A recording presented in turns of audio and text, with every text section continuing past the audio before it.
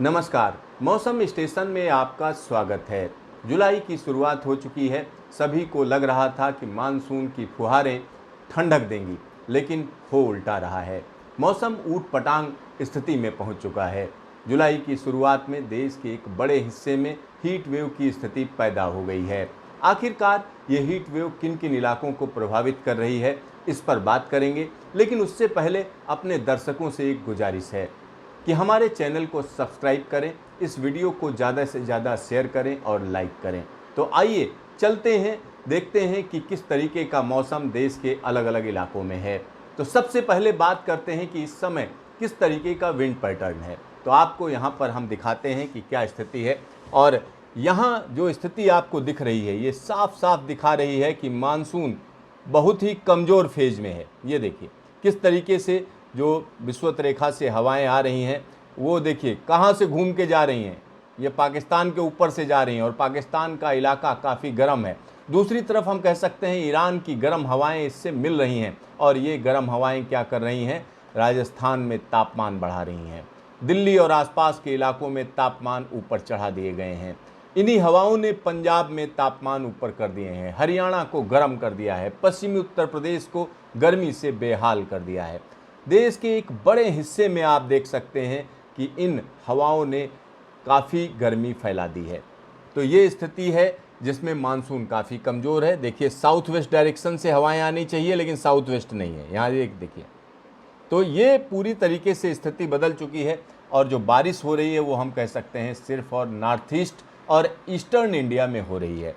देश का बाकी हिस्सा इस समय गर्मी की मार झेल रहा है। तो यहाँ पर हम आपको बता दें कि देश के अलग अलग हिस्सों में जो तापमान रिकॉर्ड किए गए हैं, अब उनकी बात करते हैं। तो आज दिन भर किन किन इलाकों में ज़बरदस्त तरीके की गर्मी रही, तो आइए आपको दिखाते हैं कि किस तरीके की स्थिति रही है। तो यहाँ हम बता दें कि भारत की जब हम बात करते हैं तो भारत के एक बड़े हिस्से में इस समय ज़बरदस्त तरीके की गर्मी है। और दिल्ली की बात करें, राजधानी दिल्ली में देखिए किस तरीके से सफदरजंग में 43.1 डिग्री सेल्सियस का तापमान रहा है। और ये जुलाई की शुरुआत है और इसमें सबसे बड़ी बात यह है 6.3 डिग्री सेल्सियस नॉर्मल से ज़्यादा तापमान है। आया नगर की बात करें 43.2, यहाँ पर तापमान देखिए 5.9 डिग्री सेल्सियस सामान्य से ज़्यादा। लोधी रोड में 43 डिग्री यानी 43 और तापमान सामान्य से 7 डिग्री सेल्सियस ऊपर। पालम में 43.1 और यहाँ पर 5.8 डिग्री सेल्सियस सामान्य से ज़्यादा। रिज की बात करें तो 7.1 डिग्री सेल्सियस सामान्य से ज़्यादा और तापमान 43.9 डिग्री सेल्सियस रिकॉर्ड किए गए। पूर्वी राजस्थान की बात करें तो यहाँ के तमाम इलाके गर्मी से झुलस रहे हैं। यहाँ आप देख सकते हैं अलवर में 43 डिग्री, पिलानी में 43.4, सवाई माधोपुर 41.3, रोहतक की बात करें यानी हरियाणा के रोहतक की 44 डिग्री सेल्सियस तापमान, नारनौल 43.5, करनाल 40, हिसार 44, गुड़गांव 44.6, अम्बाला 40.6, चंडीगढ़ 40.8 और इसी तरीके से चंडीगढ़ एयरपोर्ट की अगर हम बात करें तो वहाँ पर भी तापमान ज़्यादा हैं, 40.4।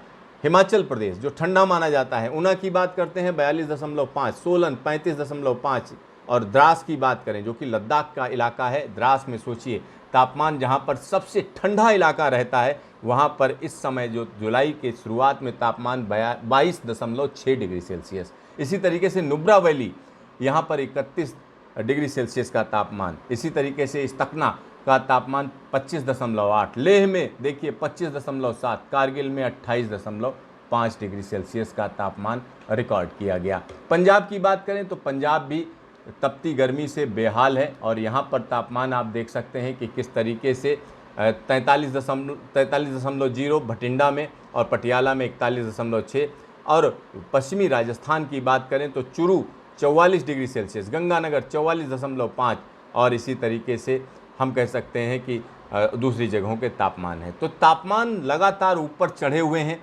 और यहाँ पर जो चिंता की बात है, चिंता की बात यह है कि दिल्ली, राजस्थान, पंजाब, हरियाणा और इससे बड़ी जो चिंता की बात है हम कह सकते हैं लद्दाख के इलाके भी गर्म हैं, हिमाचल के इलाके भी गर्म हैं। तो मौसम विभाग का कहना है कि ये स्थिति इसलिए पैदा हुई है क्योंकि मानसून कमज़ोर पड़ चुका है और मानसून दोबारा जोर पकड़ेगा 7 तारीख के बाद, यानी 7 जुलाई के बाद मानसून में रिवाइवल का फेज शुरू होगा और 12 जुलाई के आसपास कम दबाव का क्षेत्र बनेगा बंगाल की खाड़ी में। उसके बाद मानसून एक बार फिर से आगे बढ़ेगा। यानी देश के एक बड़े इलाके में इस समय जो हालात हैं उसको देखते हुए कहा जा सकता है कि सूखे की स्थिति पैदा हो सकती है। नॉर्थ वेस्ट इंडिया में यानी सूखे के हालात हैं, तापमान ऊपर हैं। मौसम विभाग का कहना है कि अभी की अगर हम बात करते हैं तो अगले 2 दिन इसी तरीके की ज़बरदस्त गर्मी रहेगी और उसके बाद क्या होगा, एक वेस्टर्न डिस्टर्बेंस आ रहा है जिसका असर दिखेगा। तो वेस्टर्न डिस्टर्बेंस किस तरीके से तापमान कम करेगा, आइए हम आपको दिखाते हैं न्यूमेरिकल मॉडल के जरिए। तो यहाँ पर आप समझ सकते हैं कि किस तरीके के तापमान है और न्यूमेरिकल मॉडल प्रेडिक्शन कह रहा है कि इस समय यहाँ पर हम कह सकते हैं लद्दाख के इलाके में एक वेस्टर्न डिस्टर्बेंस है और ये बड़ी तेज़ी से आगे बढ़ेगा। और यहाँ आप देख सकते हैं कि किस तरीके से स्ट्रांग वेस्टर्ली प्रिवेल कर रही हैं राजस्थान और उत्तर पश्चिम भारत के मैदानी इलाकों में। और यहाँ पर हम आपको दिखा रहे हैं कि अगले 24 घंटे में क्या होने जा रहा है। अगले 24 घंटे में हम कह सकते हैं कि हिमालयन फुटहिल्स के साथ साथ हिमाचल और उत्तराखंड के तमाम इलाकों में वेस्टर्न डिस्टर्बेंस का असर दिखेगा, जिसकी वजह से पंजाब में भी थंडर स्टॉर्म एक्टिविटी रहेगी। साथ ही साथ यहाँ पर हम कह सकते हैं उत्तराखंड के एक बड़े इलाके में थंडर स्टॉर्म एक्टिविटी और पश्चिमी उत्तर प्रदेश के कुछ इलाकों में थंडर स्टॉर्म एक्टिविटी देखी जाएगी। यानी 24 घंटे के बाद तापमान में गिरावट का सिलसिला शुरू होगा। 3 जुलाई के आसपास ये एक्टिविटी और ज़्यादा इंटेंस हो जाएगी और उसके बाद हम कह सकते हैं कि ये एक्टिविटी आगे तक जारी रहेगी। हम कह सकते हैं कि 4 तारीख की स्थिति देखिए, पाकिस्तान में भी एक वेस्टर्न डिस्टर्बेंस एक दूसरा आ रहा है, वो भारत के तरफ बढ़ेगा और यहाँ पर पंजाब, हिमाचल के साथ साथ जम्मू कश्मीर के एक बड़े हिस्से में थंडर स्टॉर्म एक्टिविटी शुरू होगी और जिसका असर उत्तराखंड पर भी देखा जाएगा।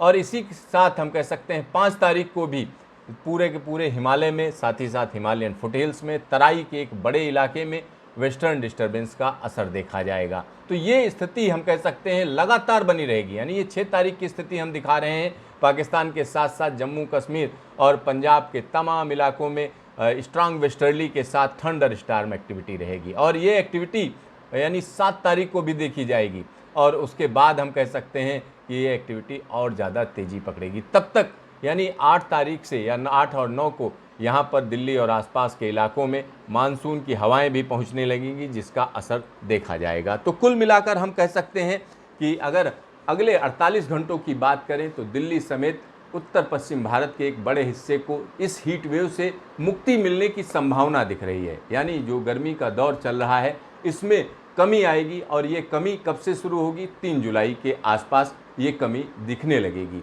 यानी दिल्ली और आसपास के इलाकों में खासतौर पर पंजाब, हरियाणा, हिमाचल के साथ साथ जम्मू कश्मीर और उत्तराखंड के एक बड़े इलाके में थंडर स्टॉर्म एक्टिविटी शुरू हो जाएगी और उसी के साथ हम कह सकते हैं वेस्टर्न डिस्टर्बेंस 7 तारीख तक यानी 7 जुलाई तक उत्तर पश्चिम भारत के कई इलाकों में अपना असर दिखाएगा। लेकिन इसकी वजह से हम कह सकते हैं कि ज़्यादा बारिश नहीं, लेकिन कम बारिश के साथ साथ बिजली कड़कने की घटनाएं बढ़ जाएंगी।